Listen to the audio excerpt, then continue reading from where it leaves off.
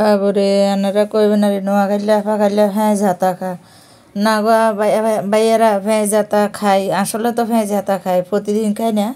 তবে আমার ছেলের বেশি পছন্দ হলে আমি প্রতিদিন ভেঁজ হাতা খাই। আর আজকে একারে একান জিনিস রান্ধুম এটা হলো সইর বিচি এখন কিন্তু এবার রান্নাগুলো গতবার খাসিয়া আছে না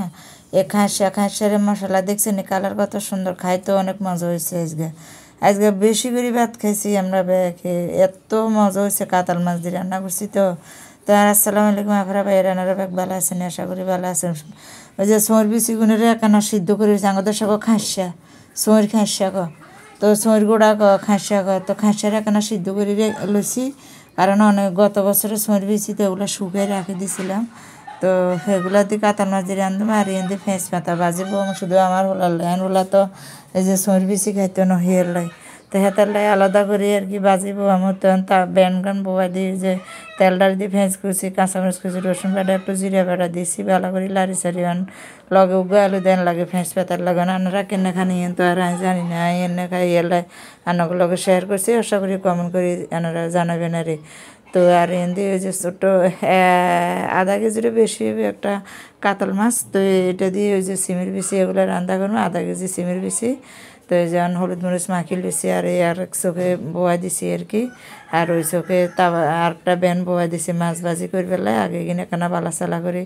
লাড়ি সারি দিই পুরো ভিডিও দেখানো তো সম্ভব না একটু দেখাই আর ওরা 3 মিনিটের বেশি লম্বা হয়ে যায় বুঝছেন তো এই যে ওই গেছে ওই আর ওই যে ফেঁস পাতা ভাজি বেশি করে ধনিয়া পাতা দিই লাড়ি সারি ডাকি দেবো আর এন দিয়ে তরকারি আমার মাছ ভাজি করতে হবে আর কি তো একটু ধনিয়া পাতা কিন্তু মিক্স করে গুঁড়ি দিছি এই যে ওই চোখে দিয়ে গুঁড়ি রাখে দিছি জাল বন্ধ করে আর এন দিয়ে ব্যান বোয়া দিয়ে মাছ ভাজি কিন্তু বোয়া দিতেছি আর কি। তো আসলে ওই সিজনের সিমের বিচি কইবেন আর এই সিজনে খান খায় এত বেশি কেন খাই কিন্তু আঙ্গো বাড়িতে নাই আমরা তো কিনি রাখি না আঙ্গো তো নতুন বাড়ি মানে প্রচুর সিম হয় তো হেনতেন বিচিও ভাড়া শুকাই ভাড়া আবার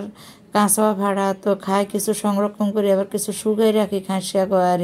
সিলি যেমন শুকাই রাখে মাছ করে বোতল ভরি বয়ম ভরি তো এখন আমরা দুবে মাঝে মধ্যে রান্ধি খাই তো তখন সিজন চলে এসে কই আগের খাই শেষ করে আবার তো আইব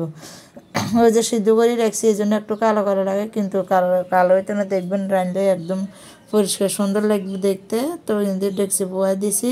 তেল ডালে দিয়ে ওই যে ফেঁস কুচি কাঁচামরিচ কুচি রসুন বাটা হলুদের গুঁড়া মরিচের গুঁড়া স্বাদ মতো একটু লবণ দিব আর ওই একটু জিরা বাটা দিছি আর স্বাদ মতো লবণ দিই একখানা পানি দিব অল্প করে দিই ভালো করে লাড়ে মশলা এখানে একদম কষানি হয়ে গেলে এই জন্য তরকারি হলুদ হয় অনেকে তো না কষায় দিয়ে এলা তো এই যে সিমের বিচি দিয়ে এলেছে যেহেতু সিদ্ধ একটু বাফাই নিছি আর কি এই জন্য একটু কালো কালো লাগে তো তরকারিটা কিন্তু কালার অনেক সুন্দর হবে খাইতে অনেক মজা হয়েছে। তো এই যে কষা নিয়ে গেছে আর ঝোল ডালে দিয়ে যেহেতু বাফাই না বেশিক্ষণ লাগবে না হইতে তো একবারে জল দিয়ে দেবো আর কোনো দ্বিতীয়বার জল দেবো না যেহেতু মাছ ভাজি করি না আর মাছগুলো বয় দেবো উতরে না গরম পানি দিছি তো এই জন্য তরকারি তাড়াতাড়ি উতরে যাবে ওইও তাড়াতাড়ি যাবে তো উপরে দিয়ে আজকে সিমের বিচির মধ্যে টমেটো দিতে না শুধু ধনিয়া পাতা দেবো কারণ সিমের বিচি টক ভালো লাগবে না এই কারণে তো মাছগুলো ব্যাগ দেওয়া শেষ হয়ে গেছে এখন একটু দেখছেন নি অনেক করে পুরো ভিড়ে দেখেন আর কি সিমের বিচি হয়ে গেছে ধনিয়া পাতা দিয়ে এলেছি আল্লাহ দিলে দেখছেন কালার কত সুন্দর কালা দেখা যায় না তখন তরকারি বাড়ি লইলে বাড়ির মধ্যে দেখবেন আরও কত সুন্দর লাগে এই যে দেখছেন চলে এই ব্যাগে